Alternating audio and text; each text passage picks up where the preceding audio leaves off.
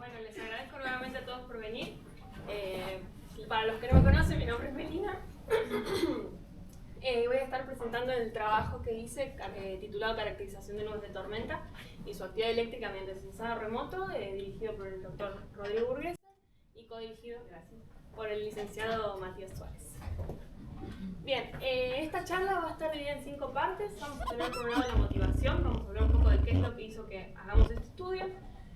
Vamos a charlar un poco sobre la introducción, en la que vamos a dar un pantallazo sobre la parte teórica y las herramientas que usamos. Vamos a ver un poco la metodología que se implementó para la realización del trabajo y vamos a discutir sobre los resultados y las conclusiones a las que llegamos. Como motivación, en realidad es teniendo en cuenta que las descargas eléctricas son de las manifestaciones más energéticas que tiene la convección profunda. Esto genera que queramos estudiarlas por los efectos que pueden tener en la vida cotidiana. Por ejemplo, en Argentina se estiman aproximadamente 10 muertes al año asociadas a estas descargas, ¿no? Y en particular la región centro de Argentina y la zona de las sierras de Córdoba es de las más afectadas por estos eventos severos. Es por esto que realizar estudios locales que nos permitan tener las características asociadas a las tormentas de la región nos va a dar las herramientas necesarias para poder hacer un monitoreo y un pronóstico correcto de los eventos. Para la introducción la vamos a dividir en 3 partes. Vamos a tener por un lado, vamos a hablar de las nubes de tormenta y la electrificación atmosférica. Vamos luego a pasar un poco a los principios del radar meteorológico y por último a los sistemas de detección de descargas eléctricas. Bien, respecto a las nubes de tormentas, todo lo que nosotros denominamos clima sucede en la capa más baja de la atmósfera, denominada troposfera, y esta capa a su vez se puede dividir en 3 partes según sus características respectivas. A nosotros lo que nos interesa son las nubes en las que hay precipitación, y estas son 2. Por un lado las nimbostratus, que son estas que ven acá, que son nubes asociadas a precipitación estratiforme, es decir, nubes que tienen una duración de varias horas, pero que la lluvia que cae no es muy intensa. Y estas nubes tienen, como podrán ver, un desarrollo vertical mucho más bajo, mucho menor que las nubes a las que les vamos a decir nubes de tormenta, que son las cumulonimbus, que si puedo enfocar son estas que ven acá. Estas nubes sí se caracterizan por un desarrollo vertical mucho más alto, llegando incluso a la capa superior de la troposfera, denominada tropopausa, y es una nube en la que vamos a ver presencia de actividad eléctrica, de granizo, de fuertes ráfagas y de mucha intensidad. Entonces, estas nubes son el objeto de estudio de este trabajo. La estructura que tienen estas nubes se puede separar en 2 partes. Vamos a tener una región que va a estar asociada a precipitación estratiforme y otra que va a estar asociada a precipitación convectiva. Tenemos una región convectiva. Esta región, a su vez, se puede dividir en 3 partes, o se ha medido y tiene una estructura de forma tripolar, en la que, bueno, las siglas estas son por los nombres en inglés, pero básicamente tenemos en la parte superior de la nube una región de carga positiva, en la parte central de la nube una región de carga negativa, más o menos de la misma magnitud, y en la región inferior tenemos otra zona con carga positiva, pero de magnitud un poco menor a estas 2 de acá arriba, y con una duración, es como, no es algo estable en la tormenta, sino que va apareciendo y creciendo y decreciendo. La pregunta en realidad es cómo hacemos o cómo hace la nube para tener esta estructura, ¿no? Y ahí entra en juego lo que sería la teoría de electrificación no inductiva, en la que, bueno, acá está esquematizado en un dibujito para que lo puedan ver. Tenemos una temperatura de inversión que ronda más o menos los 15 grados, y esta temperatura de inversión lo que va a generar, y la base de esta teoría, es la colisión de Graupel, como un granizo chiquitito, con cristales de hielo, ¿no? En un ambiente en el que tengo agua líquida súper enfriada. Y eso va a ser en la región de mezcla de fases, desde los 0 hasta los menos 40 grados. Bien, si estamos por encima de esta temperatura de inversión, es decir, en las partes bajas de la nube, cuando yo tengo una colisión entre Graupel y cristales de hielo, el cristal de hielo se va a quedar con la carga negativa. Este cristal, al ser más liviano, va a ser arrastrado hacia arriba por las corrientes ascendentes y va a aportar carga a la región central negativa. En cambio, el Graupel, al ser más pesado, va a estar, las corrientes ascendentes no van a ser suficientes para llevarlo para arriba, va a quedarse ahí o va a estar cayendo, y me va a estar colaborando a la zona de carga positiva inferior.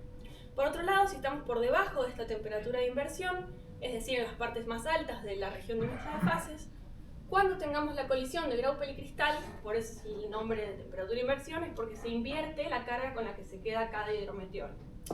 Entonces vamos a tener el Graupel que se queda con la carga negativa, como es más pesado va a estar cayendo y va a aportar nuevamente a esta parte de acá, la región de carga negativa, y el cristal de hielo, nuevamente por ser más liviano, va a seguir siendo arrastrado por las corrientes ascendentes hacia las partes más altas de la región de mezcla de fases.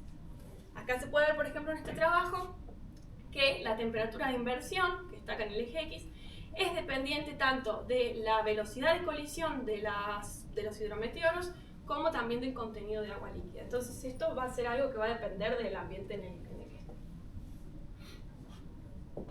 Bien, por otro lado, respecto al radar meteorológico, acá se puede ver en este esquema, lo tenemos que pensar como una antena que emite un pulso electromagnético, una onda electromagnética, que va a viajar por la atmósfera, va a interactuar con los blancos, en este caso hidrometeoros, que van a dispersar nuevamente esta onda, van a retrodispersarla y me va a llegar a mí, no está el láser, una señal a mi radar.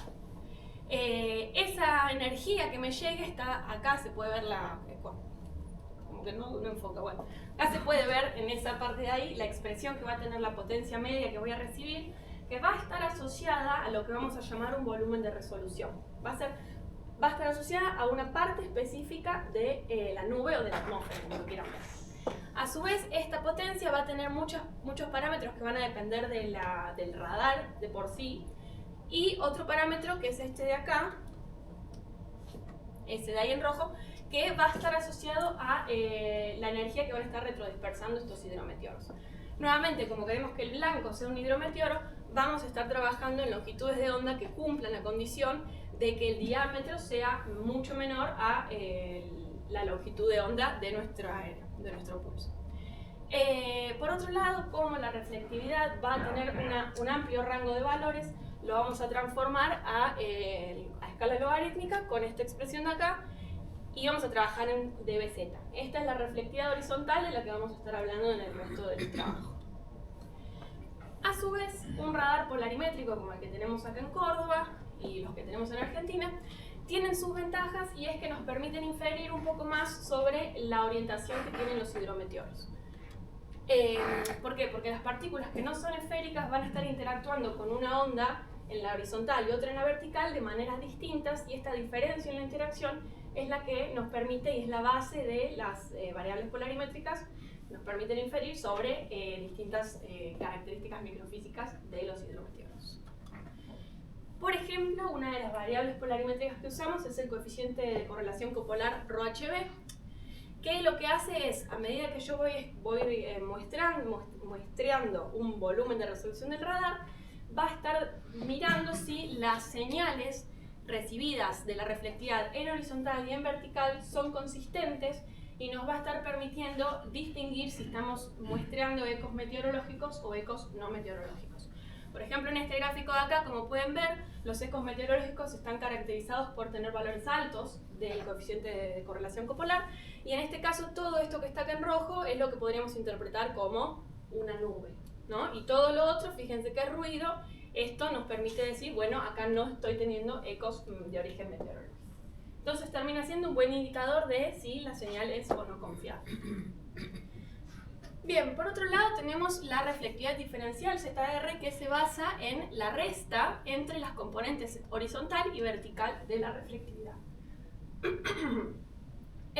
Va a ser independiente de la concentración de partículas en mi volumen, pero sí va a depender de la forma y del tamaño y del material de los hidrometeoros. ¿Por qué? Por ejemplo, si yo tengo una gota de lluvia con una forma oblata, es decir, que el eje horizontal es más grande que el vertical, cuando interactúe la onda con esa partícula, en un volumen en el que voy a tener muchas de estas partículas, la señal en el horizontal va a recibir mucho más, una retrodispersión mayor de energía que la señal en el vertical. Entonces voy a estar yo midiendo una reflectividad horizontal mayor. Cuando haga la resta, voy a estar viendo que valores positivos me van a estar indicando, por ejemplo, gotas de agua. En cambio, si yo tengo granizo o graupe, que cuando van cayendo parece, o sea, los veo como una esfera, ¿estos qué van a hacer? Si tengo la componente en horizontal y en vertical con más o menos el mismo valor, la energía retrodispersada va a ser la misma en las dos componentes y voy a estar viendo valores cercanos a cero. Entonces, eso es lo que nos permite distinguir esta variable.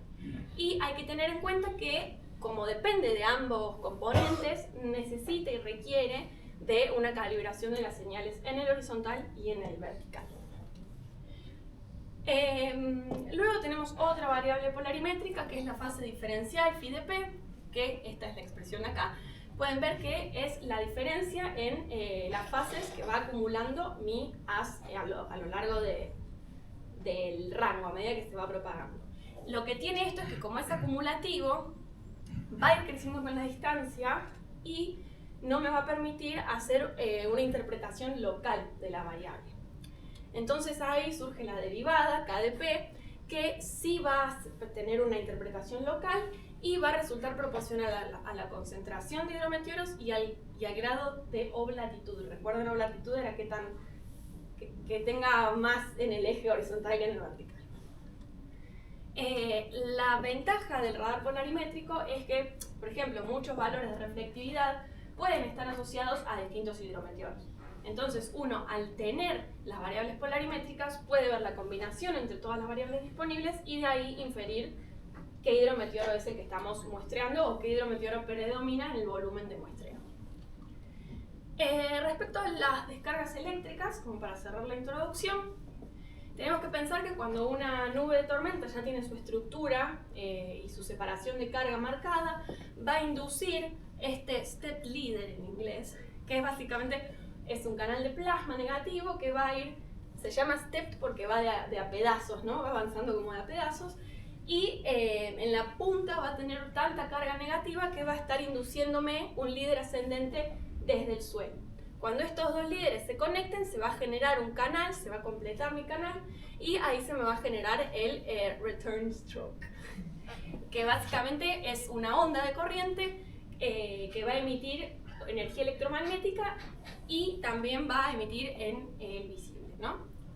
Va a durar un par de segundos, un solo canal puede tener múltiples strokes y a todos esos les vamos a llamar flash. Aprovechando estas emisiones que generan las descargas, tenemos sistemas de detección de descargas eléctricas, como lo son, por ejemplo, la WLN, por sus siglas en inglés, que es básicamente una red de sensores distribuidos en todo el mundo que muestrean en la banda de muy baja frecuencia y detectan estas emisiones que generan las descargas. La eficiencia de detección de esta red es de aproximadamente el 10-20%, y acá en la facultad tenemos una antena y somos parte de esta red. Por otro lado, el GLM, por sus siglas en inglés que están acá, es un sensor óptico que está en órbita geoestacionaria y tiene un área de cobertura en toda América, y lo que va a estar haciendo es ir detectando los pulsos de luz que me va emitiendo la descarga eléctrica, ¿no? Lo que tiene este sensor es que la eficiencia de detección es mayor y es de alrededor del 70-75%. Con eso finalizamos la introducción, espero que se haya entendido. Pasando a la metodología, vamos a hablar un poco de qué datos utilizamos y cómo hicimos nuestro dataset. Por un lado, utilizamos los datos del radar meteorológico, RMA1, ubicado acá en Córdoba, no sé si vieron la pelota de fútbol esa que hay ahí al costado. Bueno. Y como es un radar polarimétrico, utilizamos las variables de ZH, ρHb para discernir si eran o no ecos meteorológicos, y luego como extra utilizamos las variables ZDR y KDP. A su vez, en el aeropuerto de acá de Córdoba se realizan todos los días radiosondeos a cargo del SMN que nos dan un perfil vertical de la temperatura en la atmósfera. Esos también fueron utilizados. Y finalmente utilizamos los datos de descargas eléctricas provistos tanto por la WLN como por el GLM. Respecto a la región de estudio, abarca casi todo el área de cobertura del radar meteorológico, pero por cuestiones de que si estoy muy cerca, el radar tiene 15 elevaciones, ¿no? Va haciendo vueltas, va haciendo 15. Y si estoy muy cerca del radar, quizás la última elevación igual no alcanza para ver los topes de las nubes. Entonces esa parte hay que tenerla en cuenta y se descartó. Por eso está el límite inferior de 20 kilómetros. Y por otro lado, para evitar problemas de ensanchamiento del haz, se decidió hacer un corte en los 160 kilómetros. Entonces, nuestra área comprende desde los 20 kilómetros a la redonda hasta los 160 kilómetros a la redonda del radar. Para seleccionar los días de estudio, lo que se hizo fue agarrar los datos de descargas del año 2024 y 2025 y se tomó la media asociada a los días con actividad eléctrica. Luego, a partir de esa media, se tomaron los días que estaban por encima, es decir, los días con más actividad eléctrica que la media. Esto resultó en total en unos 81 días de estudio. Luego, para cada medición del radar que teníamos, lo que hicimos fue armar el producto Colmax, que es el máximo en la columna de la variable de reflectividad horizontal, y seleccionamos regiones que estaban comprendidas en umbrales de 35 dBz. Entonces, todas las regiones que tenían cosas por encima de 35 dBz quedaban seleccionadas. Hay que tener en cuenta que en mediciones consecutivas del radar uno puede estar agarrando el mismo núcleo. Como en este trabajo la idea era hacer una caracterización poblacional de las tormentas, tomamos a cada medición y a cada región identificada como independiente. A su vez, utilizando los datos de radiosondeos, lo que hicimos fue generar con los perfiles verticales, identificar las isotermas de interés y generar una estratificación por capas para ir sacando estadísticas de cada capa en cada región. Y estas estadísticas son de las que vamos a hablar ahora. Por ejemplo, esta es la separación por capas, son 5 capas en total. Por un lado es la mezcla de fase completa, que dijimos que va de 0 a menos 40 grados. Y luego separamos en capas comprendidas entre las distintas isotermas que van desde los 0 grados hasta los menos 40. Hay que tener en cuenta, acá pueden ver la altura, que a medida que yo voy aumentando la altura, voy disminuyendo la temperatura. Entonces, cuanto más arriba estamos, más frío vamos a estar.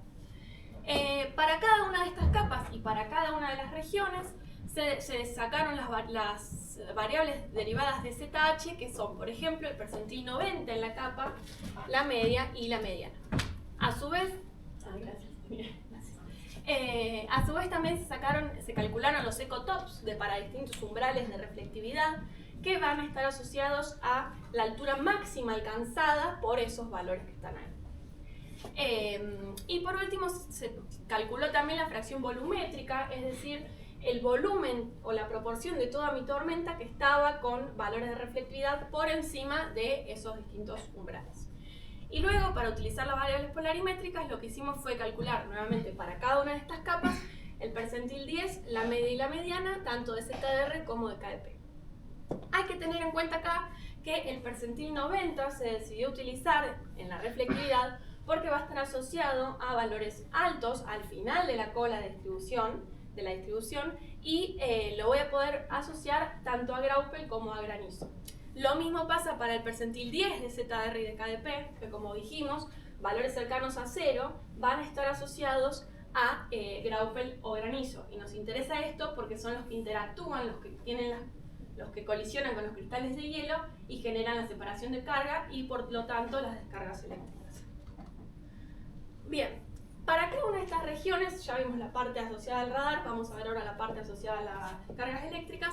Lo que hicimos fue definir una tasa de descargas que va a depender, por un lado, del tiempo de escaneo de mi radar, es decir, el tiempo delta T va a constituir desde que yo empiezo a medir en la primera elevación hasta que termino de medir en la última. Luego tenemos el número de descargas, que va a ser para dentro de ese intervalo delta T, en mi región mi polígono, digamos que yo me armé con el umbral, va a ser el número de descargas que tenía ahí adentro, detectados tanto según la WLN como el GLM. Acá pueden ver que tenemos dos tasas de descarga asociadas, lambda G y lambda W, que son con las que vamos a estar trabajando en el resto del trabajo. Y por último, se normalizó por el área para poder comparar regiones que tengan áreas distintas. Y esto va a estar asociado a la geometría que tenga el polígono, es decir, mi contorno de 35 dBz. Voy a tomar un poquito de agua. Pausa. Bien. A su vez, teniendo en cuenta cuenta que cada una de estas tasas de descarga, tanto para la W como para el GLM, nos va a estar generando una distribución. Lo que hicimos fue separarlas en 4 categorías. La categoría sin actividad, cuando el número de descargas era 0. Y luego para la distribución de regiones activas se tomaron los percentiles 33 y 66 y se definieron estas 3 categorías: baja, media y alta.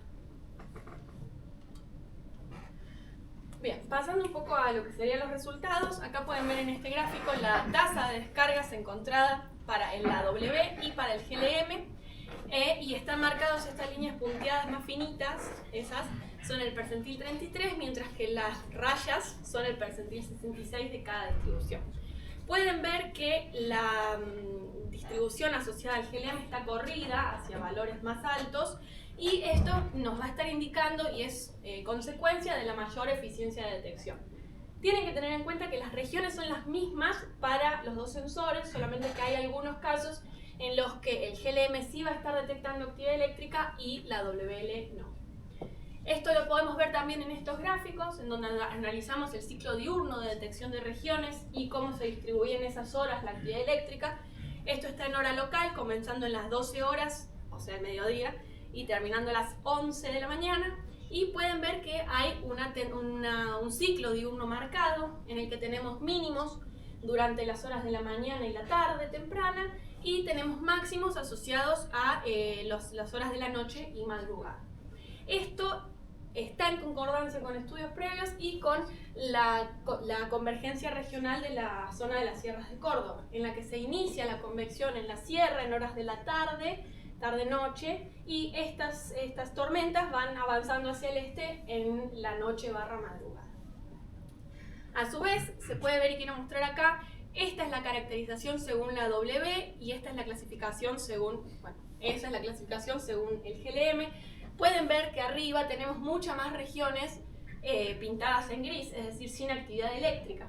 Mientras que para el GLM esto no es así y tenemos una distribución más pareja de todas las categorías. Y esto nuevamente está asociado a la eficiencia de detección de cada sistema. Este análisis que vamos a presentar acá en realidad lo hicimos para todas las variables asociadas, pero voy a presentar solamente las que más información tenían sobre la actividad eléctrica. Se generaron correlaciones, se calcularon las correlaciones para todas las variables con la tasa de descargas, tanto para el GLM como para la WLN, y estos de acá son los valores son las variables que valores más altos presentaron de correlación, que son el ecotop de 30 dBz, el de 40, la reflectividad media y el percentil 90 en la capa media, que no sé si recuerdan es la capa de entre los menos 10 y los menos 20 grados, y la fracción de núcleo asociada a los 40 dBz.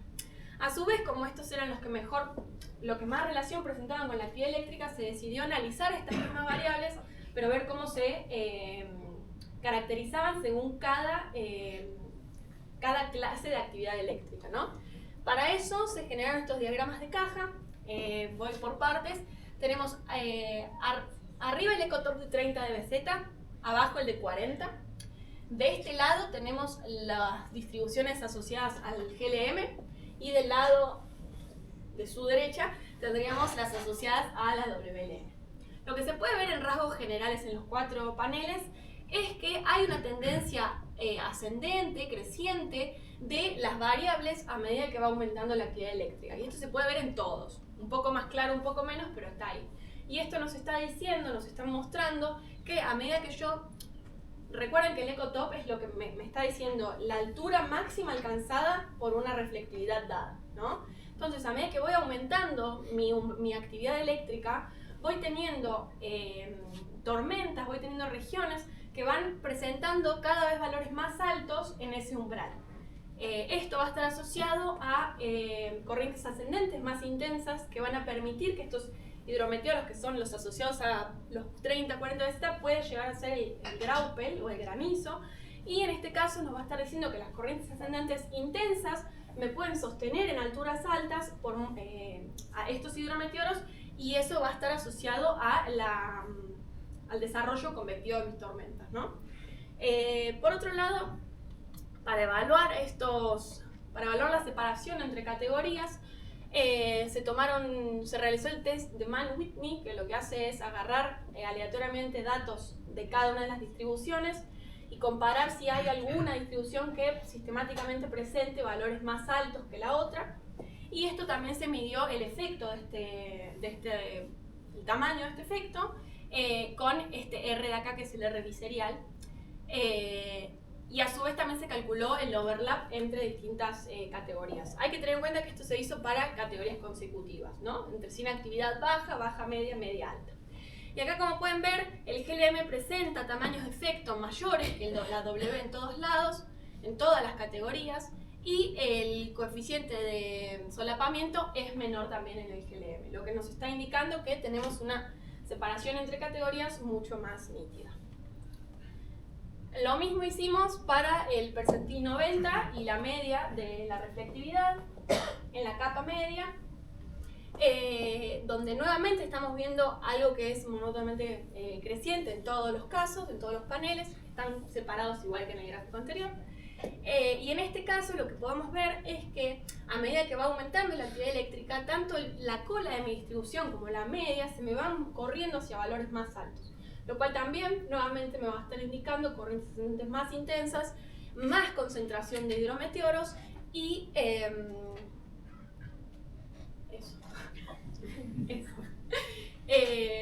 acá también podemos ver los tamaños de efecto, que nuevamente son mayores para el GLM que para la W, y los coeficientes de solapamiento que presentan valores menores, es decir, las categorías están más claramente separadas.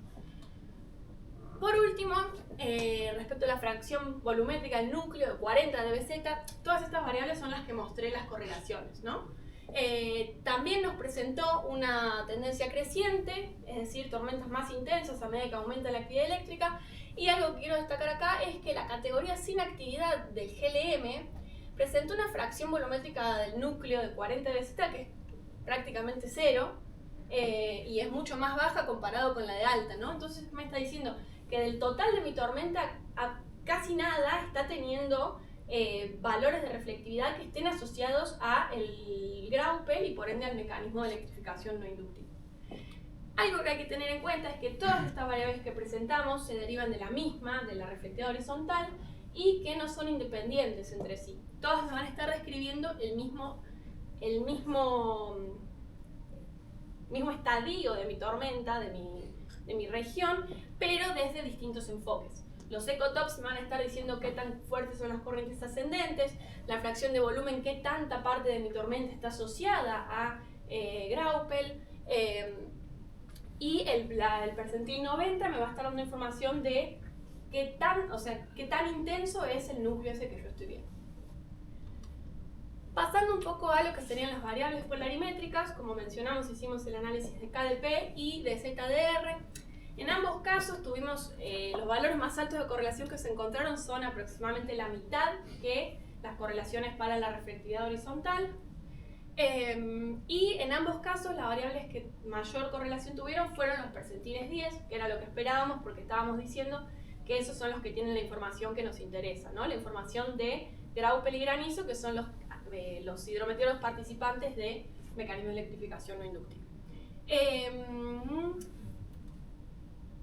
Bien, en este gráfico, que es un histograma, tenemos en el eje X la reflectividad horizontal y tenemos el percentil 90 de la reflectividad horizontal. En el eje Y tenemos la media de KdP para todas las regiones y estamos coloreando según el ZDR. Lo que se puede ver es que hay un contraste más claro entre los extremos, ¿no?, de las categorías. Acá tenemos la categoría sin actividad, baja, media y alta. En la categoría sin actividad estamos viendo que tenemos una distribución en el KdP mucho más amplia, que llega a valores más altos, y a su vez el ZDR también va a tener valores positivos. Y recuerden que dijimos valores positivos, valores altos del KdP y valores altos del ZDR nos están indicando una mayor presencia de gotas. Este histograma está realizado para las estadísticas derivadas de toda la región de mezcla de fases, desde los 0 hasta los menos 40 grados. En cambio, si nos movemos a la categoría con actividad alta, vamos a ver que la distribución en KdP es mucho más achatada, pueden ver acá la cola, y los valores de ZDR van a terminar siendo con tendencias a negativos, a valores decrecientes en realidad. Vamos a mirarlo todo en términos de, ¿cómo se dice? No quiero ver los valores absolutos, sino las tendencias. Entonces acá estoy teniendo tendencia de ZR más alto y a medida que va aumentando la categoría, este ZR va a ir decreciendo. Por otro lado, como para poder ver este contraste de variables polarimétricas, y porque dijimos que las variables polarimétricas, es decir, el ZR, el KDP, nos dan información sobre la microfísica, se hizo el mismo análisis, pero para los perfiles verticales. Esto es, para cada una de las 4 capas nos fijamos cómo se distribuían las distintas variables. Recuerden que nosotros en realidad, esto es la mediana y el rango intercuartílico. Acá en realidad nosotros ya esto lo vimos para justamente estos puntos, que fue el diagrama de cajas del percentil 90 de ZR. Entonces lo que estamos viendo en este gráfico, por ejemplo, es que no solamente se separan bien las categorías en la capa media, sino que esto sucede en todas las capas.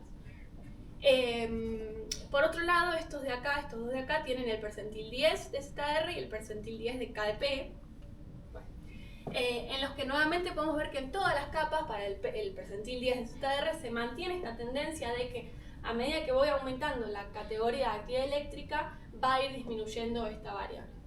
Y el percentil 10 de KDP también, pero bueno, hay que tener en cuenta que estas variables presentaron correlaciones más bajas y son más ruidosas, entonces la separación no es tan clara como la de la reflectividad.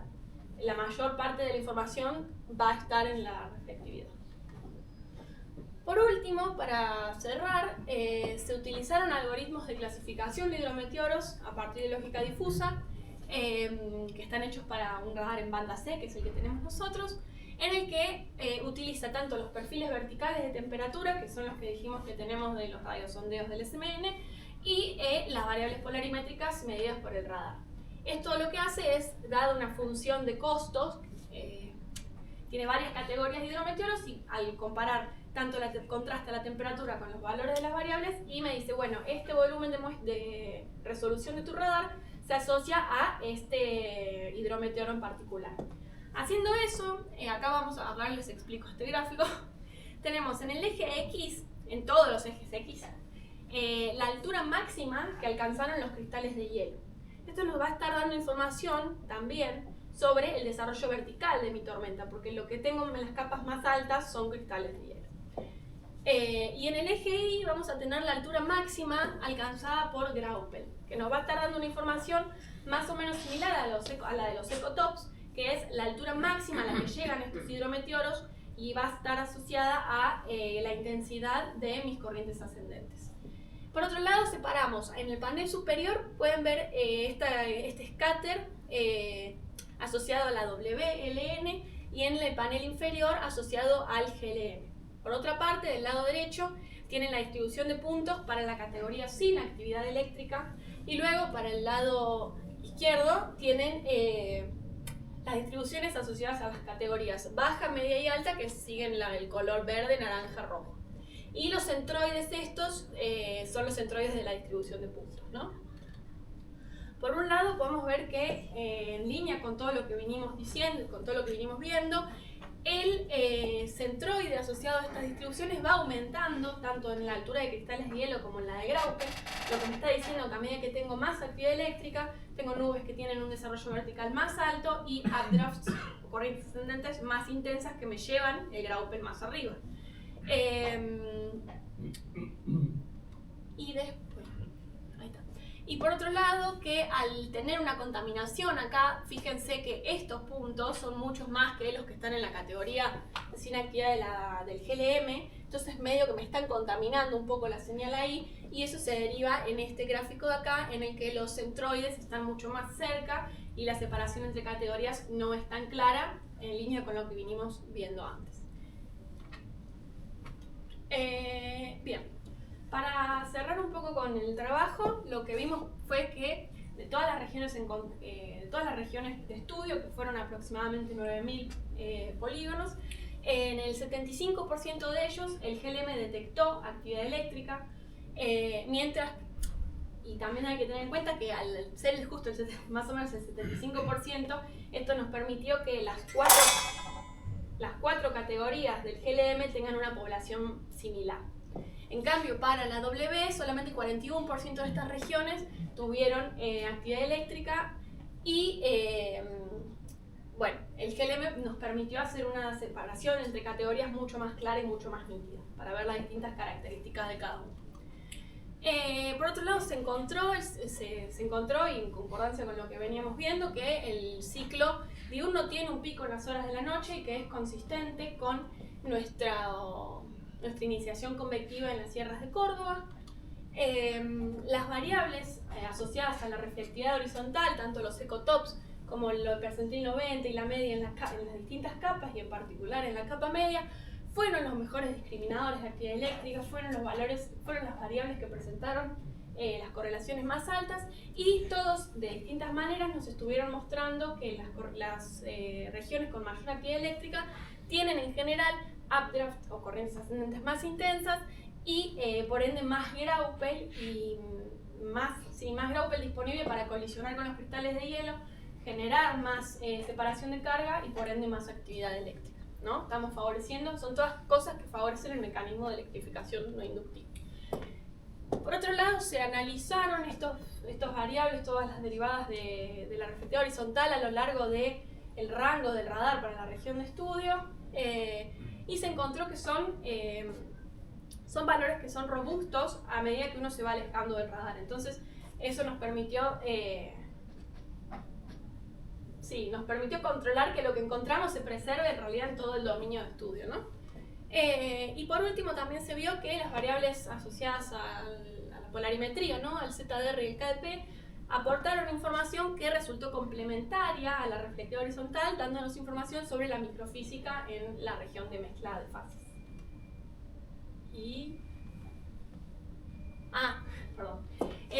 Como trabajos a futuro, una de las ideas es ampliar el periodo a más días y más estaciones y a más años, teniendo en cuenta que nosotros solamente nos quedamos con las regiones por encima de la media.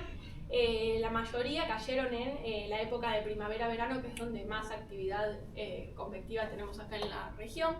Entonces esto podría darnos información sobre si los valores que estuvimos encontrando son consistentes en el ciclo del año y en la variabilidad interanual que tenemos en la zona.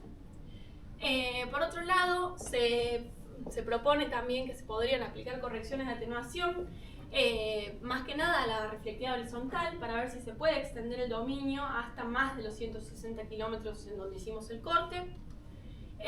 Y por otro, como trabajo futuro muy interesante, estaría poder realizar un seguimiento que sea espacio-temporal de las tormentas. Recuerden que nosotros en mediciones consecutivas las consideramos independientes. Sería bueno ver si, haciendo un seguimiento temporal, podemos encontrar que los distintos estadios que encontramos nosotros asociados al desarrollo convectivo son representativos de un desarrollo de una tormenta en particular, o de varios, ¿no? Pero del ciclo de vida de una tormenta. Y ahora sí, muchas gracias.